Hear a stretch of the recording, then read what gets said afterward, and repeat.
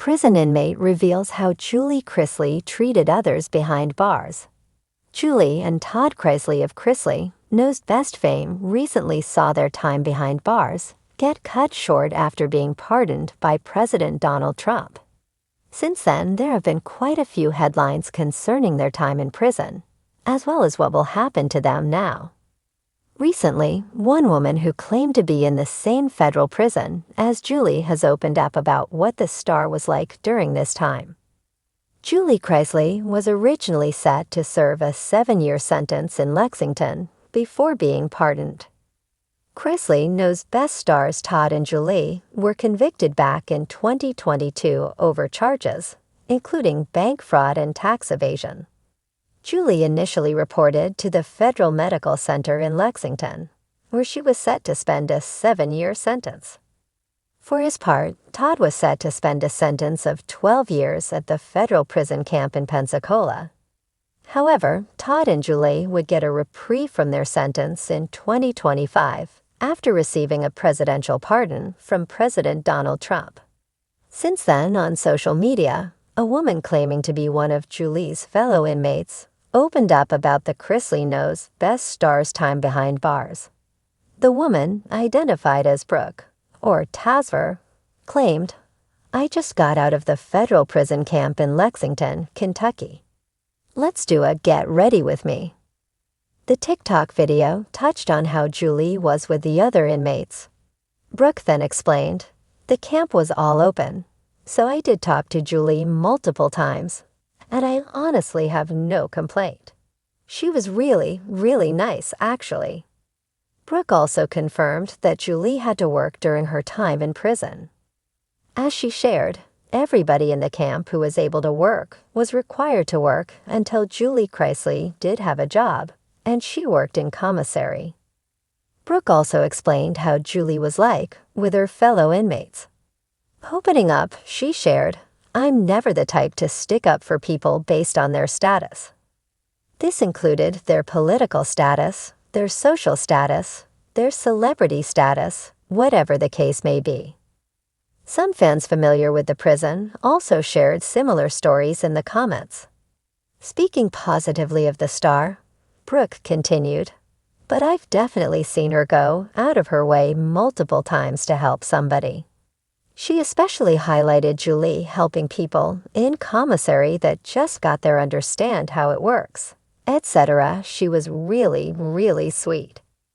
During her parents' time behind bars, Savannah Chrisley also openly spoke out against prison conditions.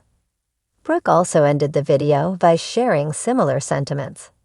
As she noted, "It is true that the living conditions of the camp were really, really bad. There was no AC there, even on the hottest days. There's asbestos in the ceiling.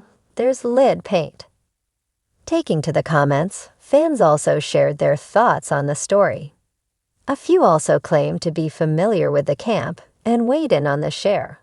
Some comments included, "When I first arrived at FMC Lexington, the walls felt heavier than anything I'd known. The hum of the fluorescent lights was constant, the food was forgettable, and the days stretched endlessly. I didn't know who I'd meet, or how long it would take to feel human again. But the last person I expected to see folding laundry in the prison's industrial washer room was Julie Chrisley." Yes, that Julie Chrisley, of Chrisley Knows Best fame. The woman with a perfectly frosted bob and a southern drawl smoother than sweet tea. I recognized her instantly, but in here, TV credits don't matter. Stripped of makeup and designer labels, Julie looked like the rest of us, tired, pensive, and cautious. But what surprised me more than her presence was her behavior. You hear stories before you see the truth. Some girls said she'd be a diva. Others claim she'd cry her way out of chores. "She's gonna try to run this place like her mansion," one inmate muttered in the lunch line. Julie kept her head down. But that's not what She didn't demand special treatment, didn't make calls for celebrity favors, and definitely didn't act like the queen bee. Instead, she did what many of us were too scared or angry to do. She adjusted. Julie was assigned to work in the kitchen 2 weeks in.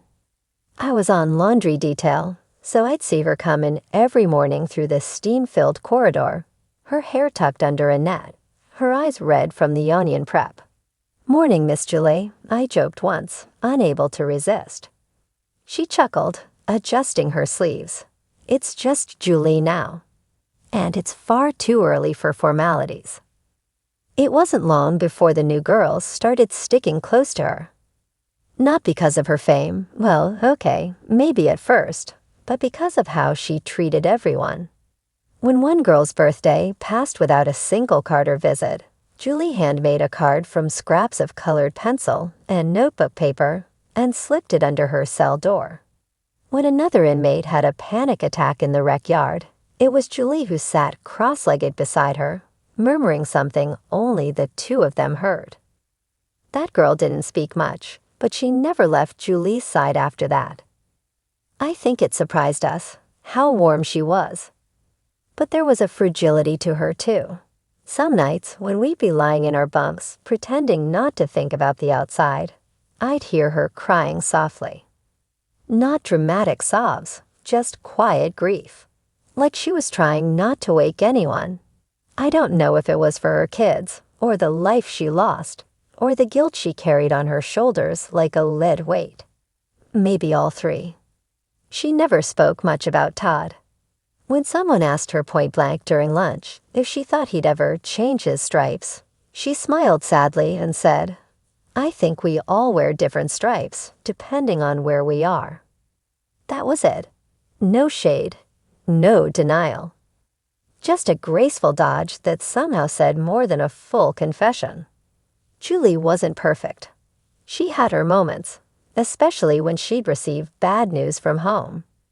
Once, after a visit was canceled last minute, she snapped at a guard and spent a night in SHU. But when she came back, she apologized. To the guard, to us, to herself. That's more than a lot of people do. She also became sort of a counselor in the unit. People would line up just to talk to her.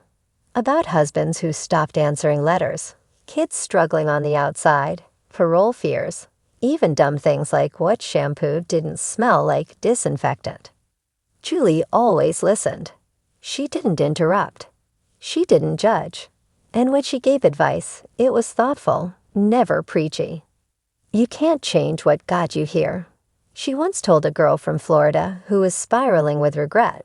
"But you can change what you carry when you leave."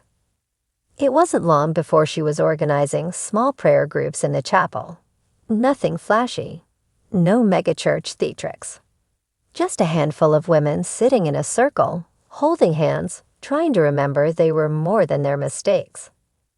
Even women who weren't religious would go just to feel less alone. Julie never forced faith on anyone, but her presence was like a balm. I remember one snowy morning in January, the pipes burst in our wing, and we lost heat for almost a day. Everyone was miserable, shivering under thin blankets, tempers flaring. Julie somehow snuck into the linen area and came back with a stash of clean towels and extra socks she'd borrowed from storage.